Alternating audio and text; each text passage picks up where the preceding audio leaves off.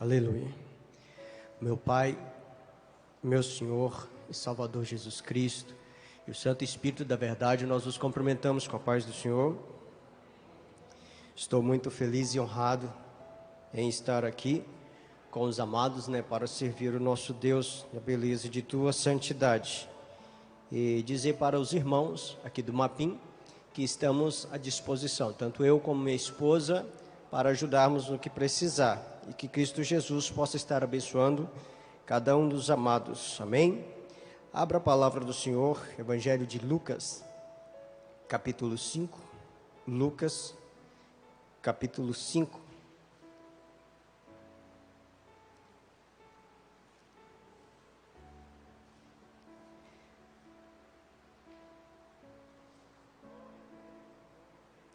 A igreja está de parabéns, pastor, homem de Deus, que o Senhor presenteou essa igreja. Pastor Cristiano Matias esteve ali no Manga, foi uma benção em nossas vidas e não será diferente aqui. E nós achamos por bem estar vindo para cá porque um homem de Deus foi benção em nossas vidas e sentimos bem e honrados de estar aqui, E vendo o irmão Davi, não lembrava que o irmão congregava aqui, o irmão Davi, para os irmãos terem uma ideia, há muitos anos atrás, ele morou em Mineiros, Goiás, da onde eu fui criado, e o Davi e sua família foi um dos influenciadores na minha vida, eu queria ser um pregador como eles eram, na época deles, era profeta. Davi era pequenininho, novinho na época, mas muito usado por Deus. E nós jovens, eu era novo convertido, fala: Jesus, eu quero ser usado desse jeito. Aí o tempo passa, Jesus não me usou, nem me batizou com o Espírito Santo. Falei: Jesus não gosta de mim. Eu saí da igreja, fiquei 11 anos fora, Aí depois passou 11 anos, voltei para a casa do pai. E aí, só que aí Davi já não estava morando lá mais, nem sua família, Mas uma vez o irmão Jonas foi lá, Aí eu tive o prazer de conversar com ele, falou: estou aqui na igreja. Na época já era diácono, E hoje congregando junto. Muito feliz, irmão Davi, que Jesus continue te usando na terra. Lucas capítulo 5, os irmãos encontraram, pode dizer amém? Está escrito: E aconteceu que, apertando a multidão para ouvir a palavra de Deus, estava ele junto ao lago de Genezaré, e viu estar 2 barcos junto à praia do lago. E os pescadores, havendo descido deles, estavam lavando as redes. E entrando num dos barcos, que era de Simão, pediu-lhe que o afastasse um pouco da terra, e assentando-se, ensinava do barco a multidão. E quando acabou de falar, disse a Simão: Faze-te ao mar alto e lançai as vossas redes para pescar. E respondendo Simão, disse-lhe: Mestre, havendo trabalhado toda a noite, nada apanhamos, mas porque mandas, lançarei a rede. E fazendo assim, colheram uma grande quantidade de peixe, rompia-se-lhe as redes. E fizeram sinal aos companheiros que estavam no outro barco, para que os fossem ajudar. E foram e encheram ambos os barcos, de maneira tal que quase iam a pique. E vendo Simão a Pedro, prostrou-se aos pés de Jesus, dizendo: Senhor, ausenta de mim, porque sou um homem pecador. Porque o espanto se apoderara dele e de todos os que com ele estavam, por causa da pesca que havia feito. E de igual modo também de Tiago, de João, filho de Zebedeu, que era companheiro de Simão. E disse-lhe Jesus a Simão: Não temas, de agora em diante será pescador de homens. E levando os barcos para a terra, deixaram tudo e os seguiram. Irmãos, todos conhecem essa passagem, essa história. Quando você volta no capítulo 4, você já vai ver o Espírito Santo levando Jesus para o deserto para o provar, para o nome do Senhor ser glorificado na vida de Jesus, e Jesus sendo aprovado. E logo após você vai ver Jesus já vindo na virtude do Espírito Santo, e ele começa a operar milagres e prodígio, E quando você começa a analisar a palavra do Senhor, você vai ver que logo ele é expulso de Nazaré, e aí ele, em Cafarnaum, ele já começa a fazer muitos sinais, o moço ele é libertado, e Jesus, a Bíblia fala que Jesus sai da sinagoga e entra na casa de Simão Pedro. Quando ele entra na casa de Simão, a sua sogra está enferma. A Bíblia não fala a sua enfermidade, mas ela é curada e começa a servir a Jesus. E depois você vai ver que Jesus ele ausenta para orar, mas a multidão, fica perguntando: onde está Jesus? Nós queremos Jesus, queremos Jesus. E Pedro vai à procura de Cristo. Jesus fala para ele: é necessário, não ficarmos só aqui, mas vamos ensinar nas aldeias. E num desses dias, a Bíblia fala que estava uma multidão muito grande. Jesus ensinava na beira do lago. E se você analisar bem o texto, você vai ver que Jesus, mesmo ele estando ensinando, a noite toda, os discípulos, aqui vai falar Pedro, e seus companheiros passaram trabalhando e pescando. Logo então você vai ver que depois que Jesus restaura a saúde da sua sogra, há alguns dias desse episódio aqui. Por quê? Porque aqui os discípulos estavam trabalhando, mas é algo interessante, já estava com Jesus, já conhecia suas ações, porém eles deixaram Jesus de lado e foi cuidar dos seus afazeres. Mas nesse episódio, Jesus vai com eles, no trabalho deles. Jesus vai até o trabalho de Pedro, e quando chega no trabalho de Pedro, está Pedro lá, já lavando as redes, porque havia trabalhado a noite toda e não havia tido sucesso no seu trabalho. E nessa situação, então, Jesus começa a ensinar a multidão por causa de Cristo. Isso é muito interessante, irmãos, o povo se espremendo para ouvir a palavra de Deus. E nessa situação, Jesus chama um dos rapazes, fala com Pedro, para aproximar o barco, que ele quer estar no barco, como se fosse um púlpito, fez do barco de Pedro um púlpito, e começa a ensinar a palavra do Senhor. Irmãos, agora, algo interessante nessa pesca: eu não sou pescador. Às vezes que eu fui pescar, mais passei raiva do que pegar peixe, porque só os mosquitos me mordiam, então aquilo me irritava muito. Eu jogava o anzol e não pegava peixe, mas parece que os peixes já combinavam. Do lado pega, no da gente não. Então eu não sou um bom pescador.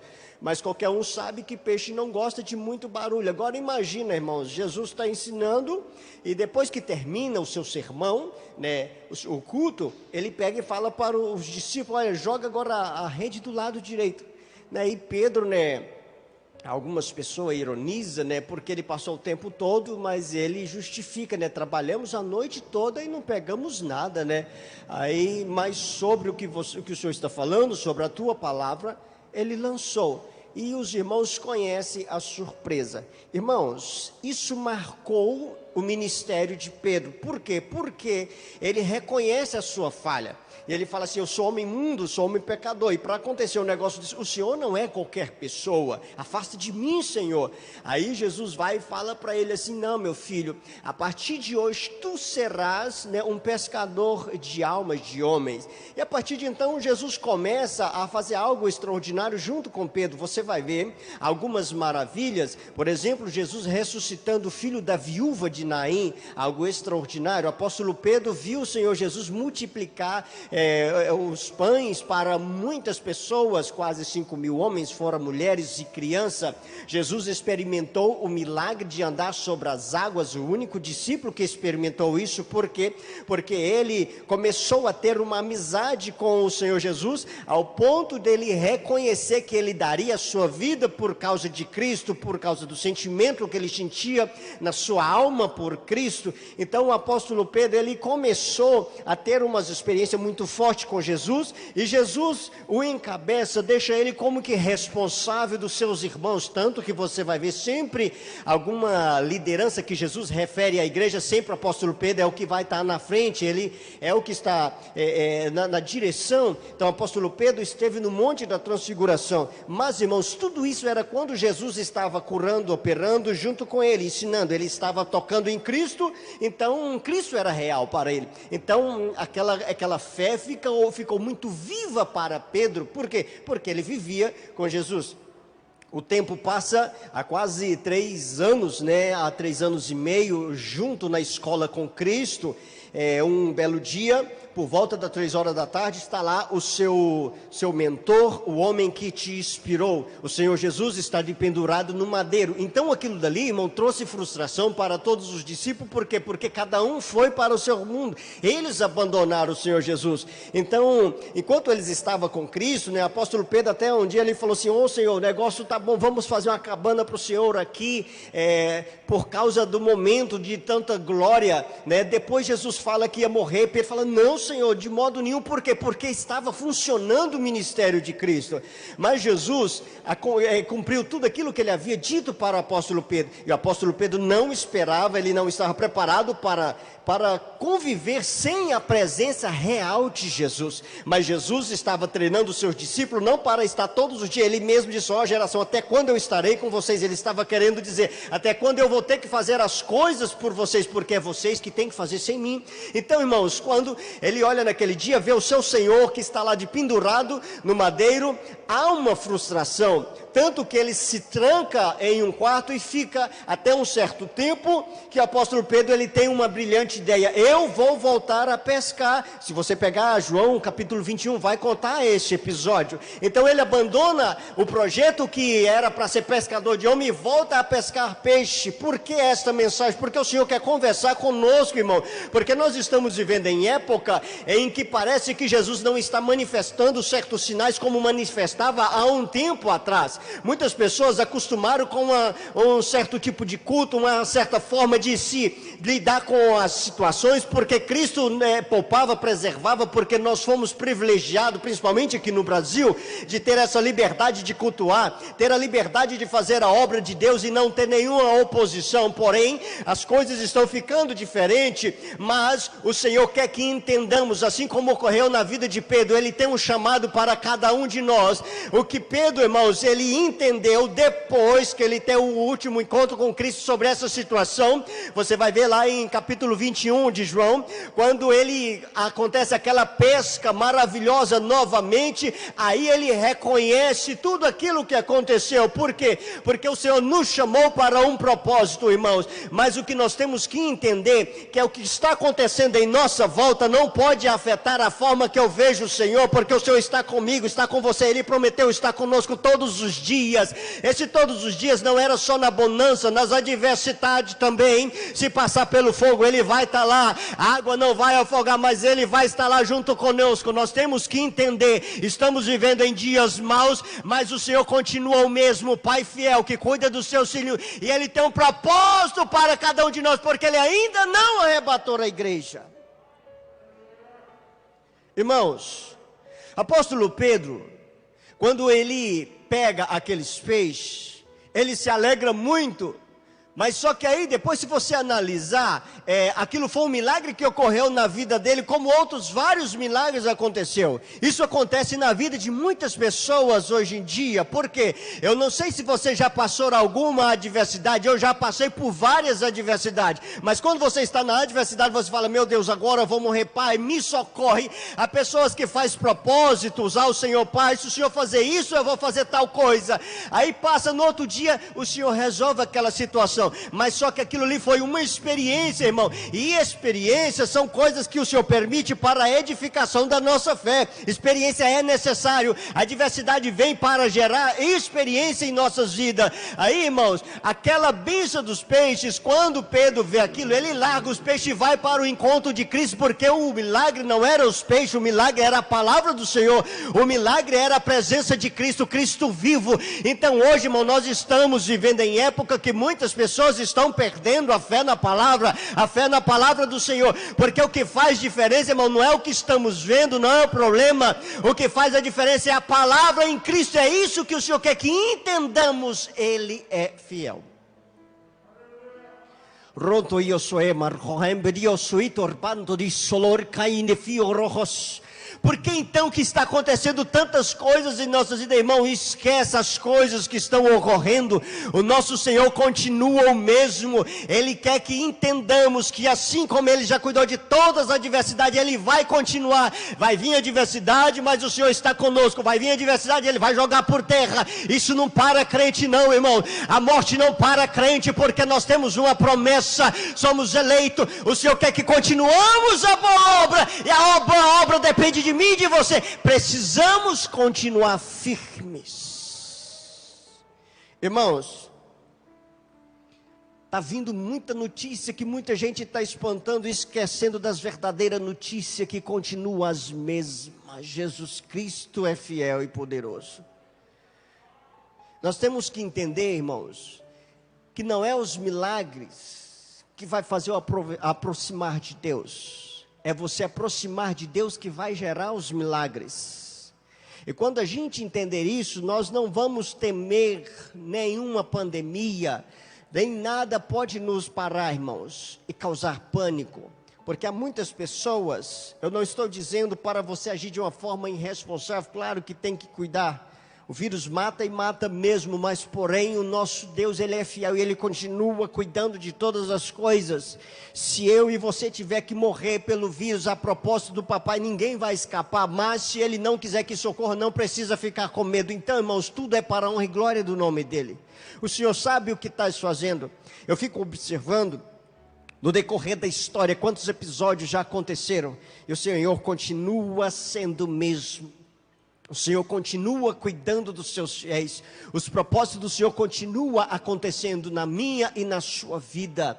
Hoje nós já estamos com uma certa idade, mas quando era mais jovens, tinha muitos sonhos, que às vezes algum deles já mudaram por causa da maturidade que vai vindo, mas o Senhor continua nos acompanhando, mesmo nos sonhos imaturos, Ele continua. Eu estou contigo, meu filho. Eu estou contigo, meu filho. Nós temos que entender, irmãos, que o nosso Deus é fiel. Ele acompanha cada parte da história. Ele está no controle de todas as situações. Ele continua permitindo ou não o cair da folha das árvores.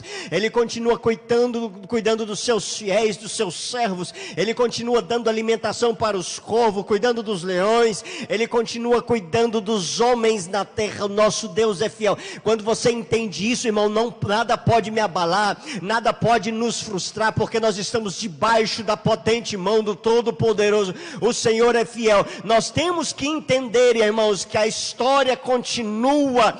Deus continua, irmãos, direcionando todas as coisas até Ele vir buscar os seus pequeninos, e nós temos que aguardar. Já foi louvado aqui: o Jordão não passaremos só porque Deus é fiel, Ele está conosco. A gente tem que entender isso, irmão, e continuar com toda a honra, com toda a glória, exaltando o nosso Deus, dando glória, honra ao Senhor, porque Ele é fiel, Ele tem cuidado de nós, e o papai está vindo buscar os seus filhinhos. Irmãos, na ausência de Cristo, com os discípulos de pessoa física, eles abandonaram o projeto do Senhor. Isso está acontecendo com muitas pessoas nos dias de hoje. Pessoas que tinham sonhos com a obra do Senhor, hoje já não têm sonhos mais. A gente não pode ficar assim, temos que continuar anelando, irmãos, estar com o Senhor todos os dias. Quando nós levantamos, nós já temos que estar ciente: papai pode voltar agora. Às vezes eu não consigo colocar o pé no chão, Jesus volta. A gente tem que ter essa preocupação. O Senhor tem que estar no centro de tudo, irmãos, e de nossas vidas, porque a gente não sabe a hora que vai vir. É bem verdade que nessa época que nós estamos vivendo de dias maus, parece que a fé de muitas pessoas, isso é permissão de Deus, tem aguçado para isso. Todos estão cientes: não, Jesus pode voltar agora. Isso é propósito do Senhor. Mas quando está na bonança, poucas pessoas se preocupam, irmãos, e nós temos que estar atento a cada segundo, a cada cumprir da palavra do Senhor, nas multidões, no mundo. Deus está cumprindo as suas palavras, e tudo apontando: Jesus está voltando, Jesus está voltando, Jesus está voltando. O mundo em conflito, dizendo: Jesus está voltando. Os homens não querendo mais a igreja na terra, isso está apontando: Jesus está voltando. Estás preparado para a volta de Cristo? Poderíamos esperar outra coisa mais maravilhosa a não ser a volta do Messias. Você sabia? Os judeus estão aguardando o Messias.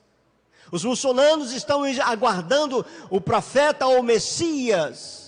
E nós também temos que estar atentos, porque esse que eles estão aguardando, às vezes de forma errada, é o nosso Jesus. Ele está vindo, irmão, para cumprir toda a história. Jesus está vindo colocar um ponto final na história, irmão. Jesus está vindo buscar a igreja. Nós temos que estar atentos, porque está se findando, irmãos, o tempo da igreja na terra dos homens. Nós temos que entender isso. O grande casamento está se aproximando. Jesus está vindo. Mas não é para trazer peixe, não é para trazer coisas passageiras, é para trazer, irmão, a vida eterna, irmão, é coisa firme que não pode ser corrompida. Jesus está vindo selar aliança eterna.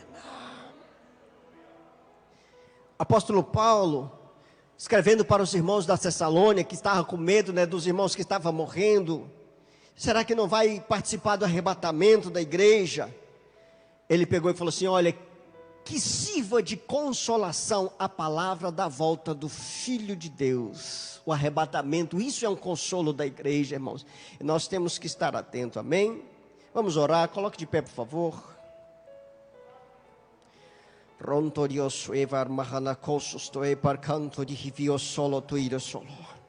Jesus está falando com uma pessoa que está distante.